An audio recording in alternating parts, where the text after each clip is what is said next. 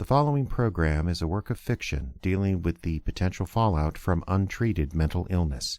If you're triggered by this subject, we urge you to proceed cautiously and to look into counseling or other resources available online or in your area. Take action. You're worth it.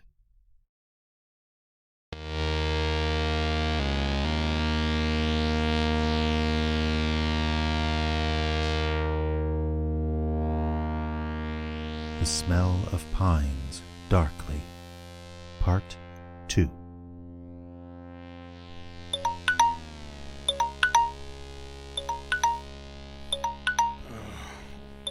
Damn it. Morning.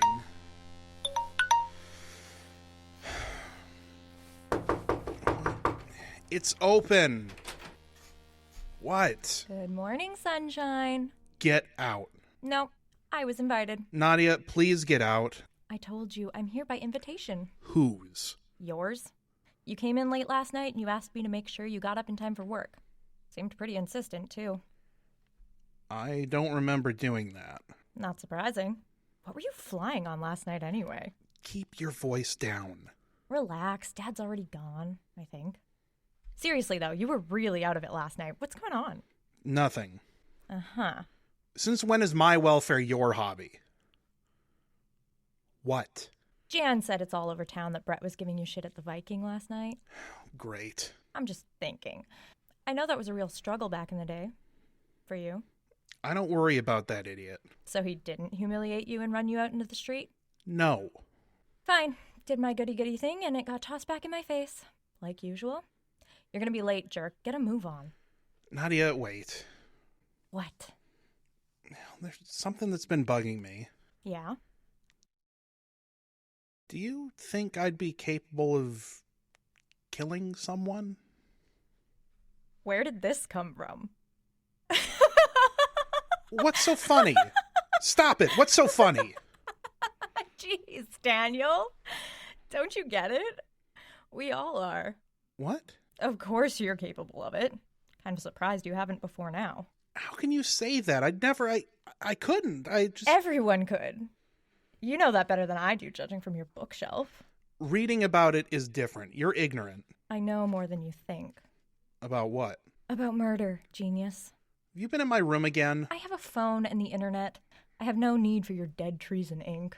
I know all kinds of things, like the McDonald triad, for instance. So I think that's why you're asking me if you're capable of killing someone. You had that head injury at the 9th Street rink. You used to wet the bed. For God's sakes, I was 4. I know. And then there's that squirrel. Third part of the triad, right? Animal abuse? I had nothing to do with the squirrel. Besides, the triad describes factors from childhood that could lead to a person becoming a serial killer. I'm 24. Hey, you just asked if I thought you could kill. Just pointing out the evidence. Well, if that's the evidence, anyone could fit in the triangle. In this family, maybe. Quit blaming the family. Why? Because you shouldn't say those things. Besides, you're part of the family. What have you done? No way. No, you're right. I have never taken a life. So why do you say these things? Remember Sylvie Maxwell? My bestie from 2nd grade? The girl that drowned. Mm-hmm. Her folks had a place on the lake. We were jumping off the dock. Her folks weren't nearby because, lake kids swim like fish, right? She jumped in and must have hit a rock or something because she messed up her ankle real bad. Probably broke it. And she panicked. Trying to kick with a busted ankle, she's screaming and going under at the same time. All it really takes is one lungful of water and... And you think this makes you a murderer? No, not really anyway. I mean, I was just 8 myself. What the hell could I do? I remember what it felt like to stand and watch. To wait and look and not call out for help. Not until she was all the way under. Then I ran up to the house and told her mom what happened. She's screaming. Her dad dove into the water heroically. So damn silty in the lake he couldn't find her. Police had to dredge her up later. Meanwhile, I'm under shock blankets and they're asking me questions. All kinds of attention. Somebody actually gave me ice cream. And on Monday at school, everyone was super nice. Miss Ramsey even let me skip a test when I said my stomach hurt. You get the picture, Daniel? I never killed anyone, but I didn't feel shit when I watched her die. And the next week, being the center of attention, that was the best damn week of second grade. I don't know what you want me to say. Who'd you murder, Daniel? Nadia? Is Daniel up? Yeah, Mom. He's in here.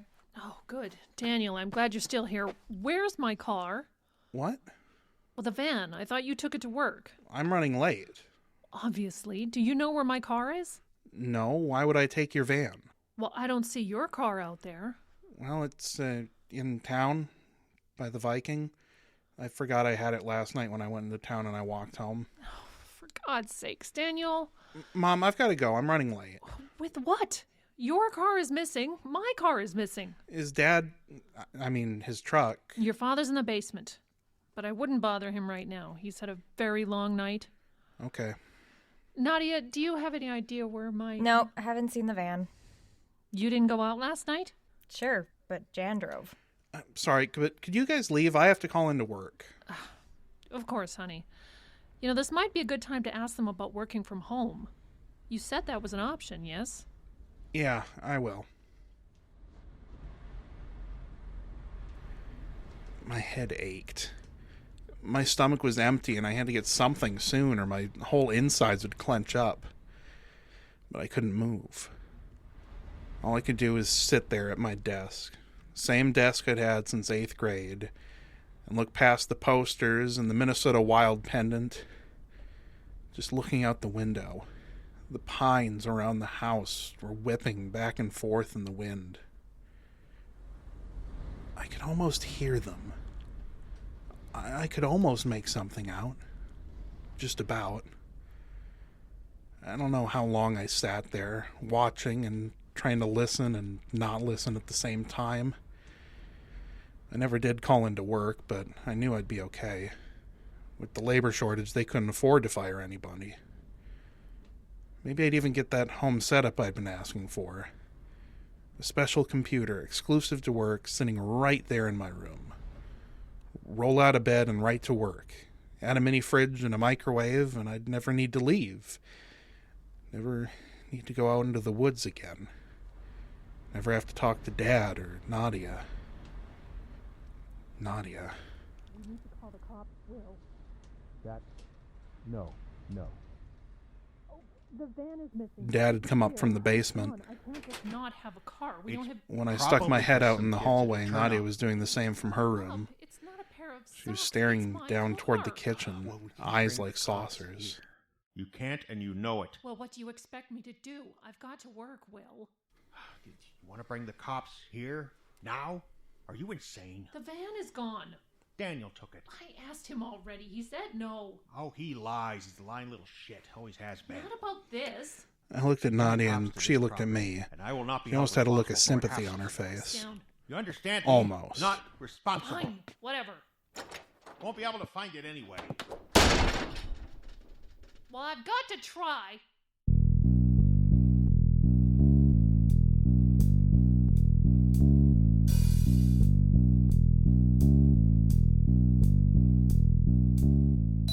The fight had been about calling the police about Mom's missing van. She needed it to get to work, errands, and she'd had it since I was about 10. It was more a part of the family than some actual family, I guess. I didn't know why my dad was against calling the police, but it made sense in a way. Maybe that's what people mean when they say in character. It was in character for my dad not to want the police around. I didn't know why, but it just seemed right.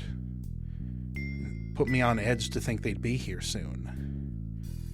They'd be here. The police, or the sheriffs, Daniel, the authorities. you still with me? Sorry, yeah? When did you last see the van? Yesterday, I guess. You guess? It's just always in the driveway. I don't notice it much. You don't see it. It doesn't register, I mean. Yeah. Did you go anywhere yesterday? Daniel, Yes, I went downtown in the evening. And you have your own car, right? Yeah, Nissan. So where is it? Oh, it's a stupid thing. I forgot I had it with me. Forgot. Yeah, I went down to the Viking for a cup of coffee, and I forgot I drove, walked home. Oh, and about that. I want to apologize for my brother. I heard you two got into it last night. Don't worry about it. I guess he's our black sheep. I'll talk to him. It's okay. Don't worry about it. Yeah, you walked home, you said? Yeah. Isn't that about 2 miles? I cut through the woods. There's a bunch of trails back there. It's pretty safe. Sure, I used to goof off on those trails when I was a kid. Yeah. So you forgot your car and you walked home through the woods. Yeah. What time was that? 7 or 8, I think. Closer to 8? I think so. I really don't remember. Because maybe you could help us with another matter. What? We picked up an old homeless guy last night. He was in pretty bad shape. Apparently he'd crawled all the way back to the road from somewhere in the woods and managed to flag down a car. We got him to the hospital. What was wrong with him? That's the thing. He'd claimed he'd been attacked. You know that old street light at Rogers Corner? The one that's just kind of out in the woods now? Daniel? No.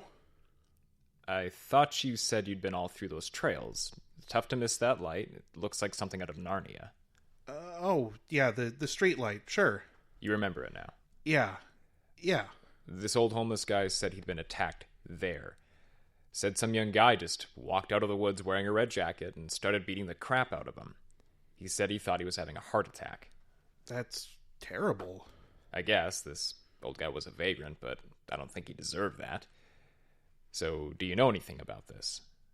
Me? Yeah. You said you were walking through the woods about then. Did you see anything? No. How about a red jacket? Do you own one? Do you think I did it? To be honest, no. I'd like to eliminate you as a suspect, though. I'm sure some kids just did it and the guy had it wrong. Probably wasn't even a red jacket. These guys drink Everclear. They're half blind. I didn't see anyone. I walked by the streetlight and I didn't see anyone. Uh-huh. Do you own a red jacket? I don't think... No. Okay. If you think of anything else, here's my card. Thank you. Rose Follette? Yes. Looks like you got a delivery. Yeah. Would you sign there, please? I'll just show myself out. Yeah, thanks. Thank you. Have a good day. Thank you.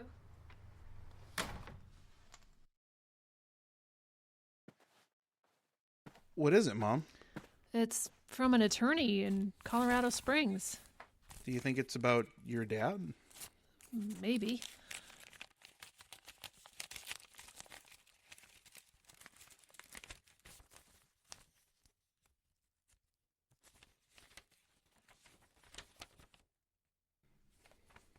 Oh, Is that a check? Jesus. $60,000? I thought you said you and your dad never got along. We don't. Oh, What is it? he's dead. What? Apparently your grandfather died some time ago. This is my share of a life insurance policy. I guess he split it between me and his new wife. Wow. So is there going to be a funeral? I'm sure it already happened, and I'm sure we weren't invited. Well, this is something. I couldn't believe that day. But if you thought we were jumping up and down about that money, forget it. It was a funeral house now. Then to make things weirder, Mom just marched downstairs to the basement. Dad's domain. She never did that. None of us did. She came up 5 minutes later, and 5 minutes after that,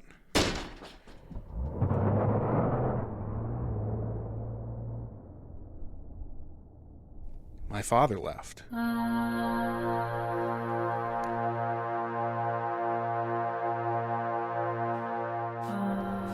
I walked back through the woods to get to town. Headphones on, of course, listening to some loops I made years ago.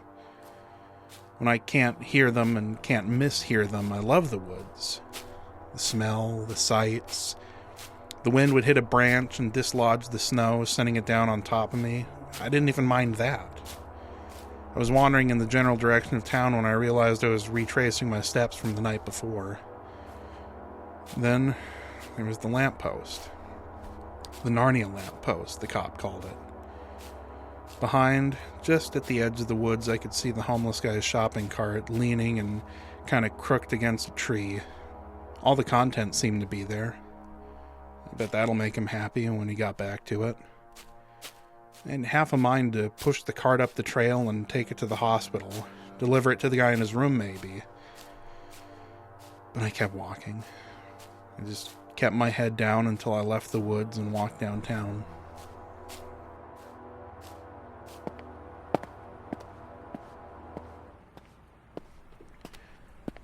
It was with more than a little relief that I saw my car parked next to the Viking. I'd put a lot of work into that car. Kept it running when it probably shouldn't.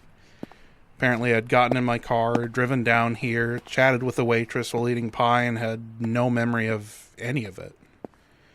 Kind of terrifying, but also kind of distant. Like I'd almost fallen off a cliff and was now steadily walking away, more safe with every step. Safe. I felt safe. I felt safe until I noticed the police tape across the door of the diner.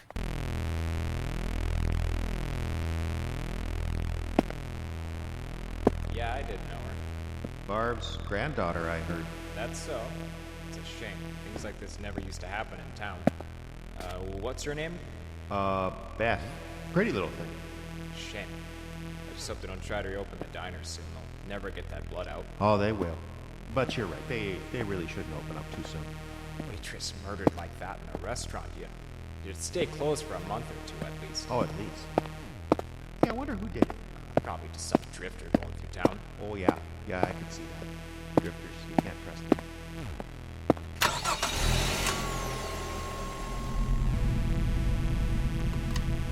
She was dead. They were talking about Beth, the girl that was nice to me. The girl from out of town, the girl trying to get away from something. She was dead. Would the cops want to talk to me? Was I the last one to see her alive? I gotta think. Gotta think. Options.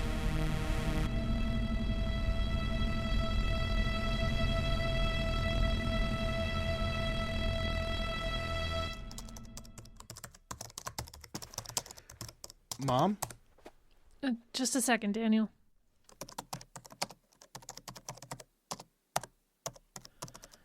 There. Just writing Janet to let her know about our little windfall. You told Janet? Oh, I tell Janet everything. Now, what's up? I was wondering what your plans were for the money. Well, I'm not 100% sure yet, but I was thinking about a new kitchen. Oh, those are expensive, right? Oh, we can afford it now. Not much else to spend it on, honestly. I mean, we couldn't retire on $60,000 at our age. We'd probably spend it all before we died, so I think a new car and a new kitchen. And then the rest in the bank. New car? Yes, I've actually been looking online. There's a pretty good one at a lot down in Orr, and the dealer offered to come and pick me up in it. What about the van? Well, the cops are looking for it, but I don't hold out much hope. Some kids probably took it and drove it off a cliff somewhere. Why all the questions? Why all the questions about the money? Did you want something? Oh, well, I did want to talk to you about something, yeah. What's that? I'm thinking I should go away. Do you want to go back to school? No. I see. Where would you go? I don't know. Minneapolis, maybe California. Uh-huh. Those two options are pretty far apart, Daniel. Doesn't really sound like you have a plan. It's just an idea. Well, how much money do you think this idea will take? I don't know. So you don't know where you're going or what you're going to do when you get there or how much cash it will take. You just want money to go. My money. Even though you have a full-time job. Well, I thought because we had this extra money... That I just wasted? Sweetie, I know it seems like a dead end here, but hitting the open road without a plan? Well, that only works in the movies. So, no. I'm sorry, but the answer is no. I love you, Daniel, but I think you still need some watching over. You can't do this impulsive nonsense and expect things to work out. What do you mean I need watching over? Oh, don't be mad. I'm not. I don't understand. You've just always been very sensitive about things. Your sister's the practical one. She has a tougher hide. She'll do fine on her own, but I worry about you. I just need 1,000. Maybe for a vacation? You have your own money for that. But I was thinking No, Daniel, you weren't thinking. You were just wanting. What? You were just wanting something, that's all. We all do sometimes. You don't know me. Excuse me? You don't know me. What are you talking about? Are you all right? I'm not all right. None of us are all right. Daniel, None of us. None of us. what are you doing with that? The scissors, Mother? What am I doing with the scissors? Here, I'll help you see. Ah! There. Is that better? You almost stabbed me in the eye! Oh, I wasn't that close. Not as close as I can get now. See, if I grab your hair like that and yank your head back so that it stays still, I can get the point of the scissors very close indeed. Daniel! Relax, Mom. You're fighting my hand. Fighting against me holding your hair like this. You know what would happen if I let go of your hair with your neck straining against my grip? You'd plunge forward. You wouldn't be able to help yourself. You'd plunge forward right onto the point of these. Daniel! Hey. Let me take those.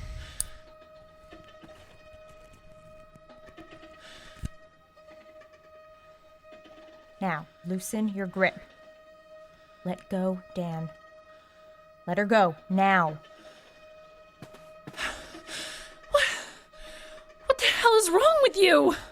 What the hell is wrong with you? You could have stabbed me in the eye. I'm sorry. You're sorry? You're sorry? Mom! You do anything like that to me again and I will end you. Do you understand? I will turn this whole family into a Greek tragedy and roast you alive on a spit. Do you understand? Jesus, Mom, relax. Daniel? What's wrong with me? What's wrong with me? What's wrong with me? What's wrong with me? What's wrong with me? What's wrong with me?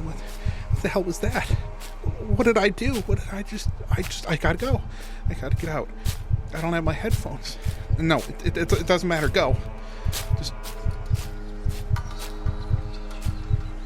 Just keep walking.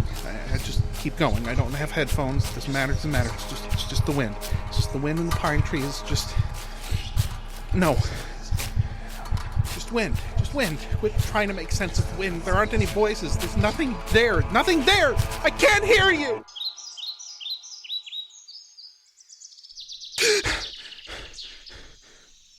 Damn it. It's 7:30. I lost 8 hours. 8 hours. Okay.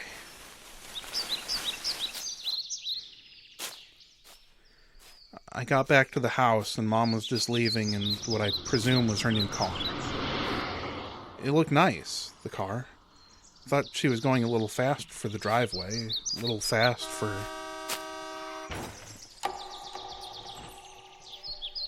Our driveway came to a T at the highway. If you didn't watch out, well, the traffic was fast. Especially the trucks. Oh my God! I suppose I should have taken off at a sprint. Run down and seen what happened to my mother's new car. To my mother. But I couldn't move. There, by the driveway, just up the hill from the accident, he was standing. An old man with a long beard and a bloody leather apron, as if he'd been butchering something.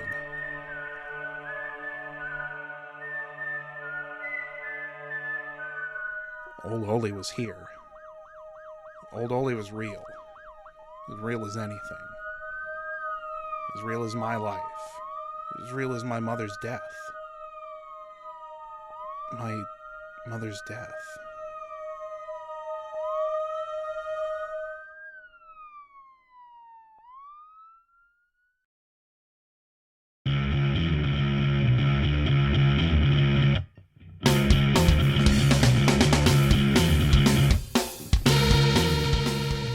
The Smell of Pines, Darkly, Part 2. Starred Justin Kapla as Daniel. Trelawney Erwin was Nadia. Ayla Mackintosh played Rose. Jeffrey Adams was Will.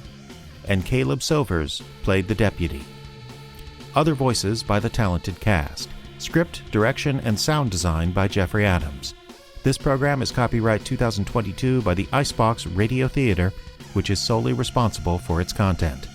Partial funding made possible in part by the voters of Minnesota through a grant from the Minnesota State Arts Board, thanks to a legislative appropriation from the Arts and Cultural Heritage Fund. iceboxradio.org